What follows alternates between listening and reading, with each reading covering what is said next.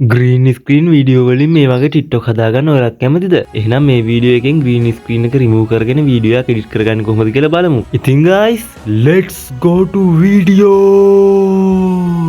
ඔයාලා එකටම CapCut app එක open කරගෙන new project ගිහිල්ලා ෆොටෝ එකක් හරි වීඩියෝ එකක් හරි main track එකට add කරගන්න. ඊළඟට ඔයාලා මේ යට තියෙන tool bar එකේ aspect ratio කියන icon එකට touch කරලා ඔයාලා කැමති resolution එක select කරගන්න. ඉතින් guys, දැන් අපි හොයාගන්න ඕන green screen video එකක්. ඔයාලට green screen videos download කරගන්න පුළුවන් TikTok එකෙන්, YouTube එකෙන්, Google එකෙන්. එහෙම නැත්නම් ඔයාලා green screen එකක් ඉස්සරහා record කරපු වීඩියෝ එකක් වුණත් ප්‍රශ්නයක් නැහැ. ඉතින් මම වේලාසීම green screen video download කරගත්ත YouTube එකෙන්. ඉතින් අපි මේ වීඩියෝ එක add කරලා බලමු. ඔයාගේ green screen video එක ඔයා add කරගන්න ඕන overlay එකක් විදිහට. ඔය යට තියෙන toolbar එකේ තියෙන overlay කියලා icon එකක්. ඒ icon එකට touch කරලා එතනින් ඔයා add කරගන්න. හරි guys, ඔයාලා මේ green screen video එක ඔයාලා overlay එකක් විදිහට add කරගත්තට පස්සේ ඔයාලා ඊළඟට කරන්න ඕනේ මේ green screen video clip එකට touch කරන්න. touch කරාට පස්සේ යටින් එනවා අලුත් toolbar එකක්. ඒ toolbar එකේ තියෙනවා remove bg කියලා option එකක්. හරිද?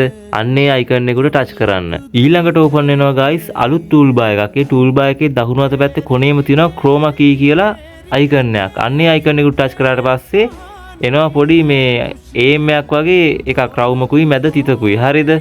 ඕක green screen video එකේ green area එකට. ඒ කියන්නේ green area එකට තමයි අපි ඇඟිල්ලෙන් එහාට මෙහාට කරලා තියන්න ඕන. හරිද? ඊට පස්සේ කොළ පාට area එක නැති වෙනවා. හරිද? ඊට පස්සේ තියෙනවානේ මේ adjust කරගන්න intensity, shadow, feather edge, clean up edge කියලා.